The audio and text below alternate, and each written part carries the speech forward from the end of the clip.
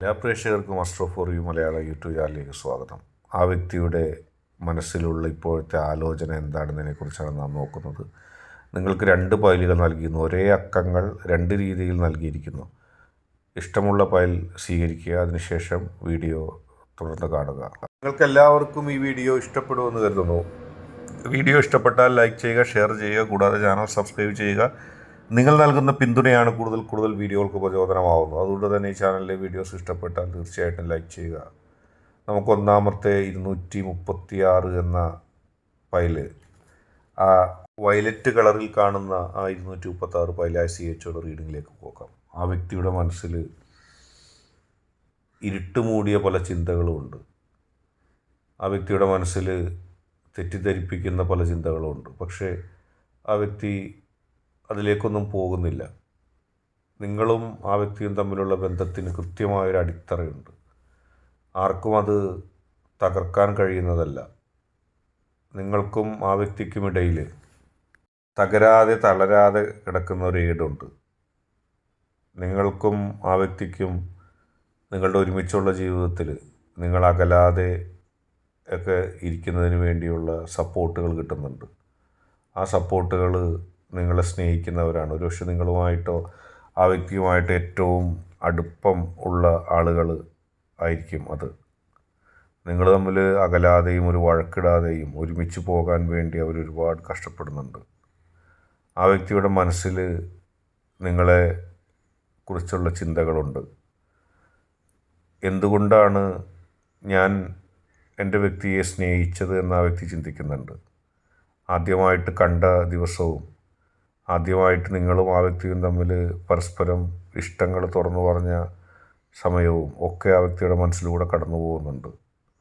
ഒരിക്കലും ഇത്രത്തോളം അടുക്കാൻ കഴിയുമെന്ന് നിങ്ങളോ ആ വ്യക്തിയോ ചിന്തിച്ചിരുന്നില്ല. പക്ഷേ ജീവിതത്തിൽ കിട്ടിയൊരു സൗഭാഗ്യം മറ്റൊരാൾക്കും കൂട്ടർക്കും കിട്ടാത്തൊരു സൗഭാഗ്യം നിങ്ങൾക്കുണ്ടായി. പരസ്പരം ഇഷ്ടപ്പെടുന്ന, പരസ്പരം സ്നേഹിക്കുന്ന ഒരു മനസ്സാലെ നിങ്ങൾക്ക് മുന്നോട്ട് പോകാൻ കഴിഞ്ഞു.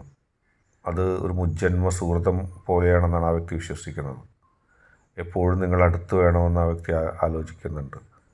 നിങ്ങളുടെ ഒരു ജീവിതഗതിയിൽ നിന്ന് അല്ലെങ്കിൽ ജീവിത വലയത്തിൽ നിന്ന് പുറത്തേക്ക് പോകാൻ പോലും ആ വ്യക്തി ആഗ്രഹിക്കുന്നില്ല. എപ്പോഴും നിങ്ങൾ അടുത്ത് വേണമെന്നാണ് ചിന്തിക്കുന്നത്. നിങ്ങളുടെ സാന്നിധ്യവും സാമീപ്യവും കിട്ടാതെ വന്നാൽ ആ വ്യക്തിക്ക് അത് വല്ലാതെ വിഷമമായി തീരും. നിങ്ങളെ അത്രമാത്രം ഇഷ്ടപ്പെടുന്നു, അത്രമാത്രം സ്നേഹിക്കുന്നു.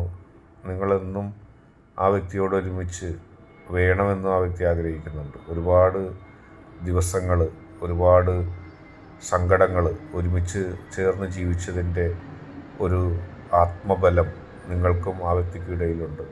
ഒരിക്കൽ പോലും നിങ്ങളെ പിരിയാതെ ജീവിതയാത്രയിൽ ഒരുമിച്ച് ഉണ്ടാവണമെന്ന് ആ വ്യക്തി എപ്പോഴും ആഗ്രഹിക്കുന്നു. ഇപ്പോഴും അതിനെക്കുറിച്ചാണ് ആ വ്യക്തി ചിന്തിക്കുന്നത്. ഒരുപാട് യാത്രകൾ നടത്താനും ഒരുപാട് സ്ഥലങ്ങളിൽ ഒരുമിച്ച് പോകാനും അതുവഴി മനസ്സെടുക്കാനും ഇപ്പോഴും ആ വ്യക്തി ആഗ്രഹിക്കുകയാണ്. നമുക്ക് ഈ ഫയല്, ഈ 236 എന്ന ഫയല് സ്വീകരിച്ച ഒരു റീഡിങ്ങാണ് പറയുന്നത്. മനസ്സിൽ നിങ്ങൾ മാത്രമുള്ളൂ.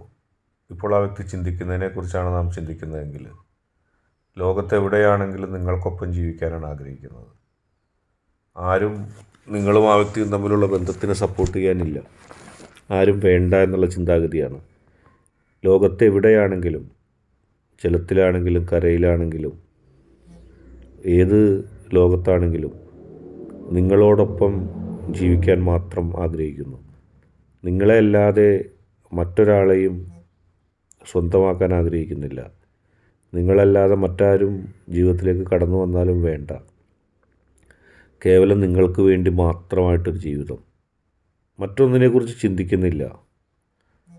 എപ്പോഴും നിങ്ങളടുത്ത് വേണമെന്നും ആഗ്രഹിക്കുന്നു. എത്ര അകലെപ്പോയാലും നിങ്ങളും ആ വ്യക്തിയും തമ്മിലുള്ള ബന്ധത്തിന് കൃത്യമായി പിന്തുണ നൽകാത്തവരാണ് നിങ്ങൾക്ക് ചുറ്റുമുള്ളവർ.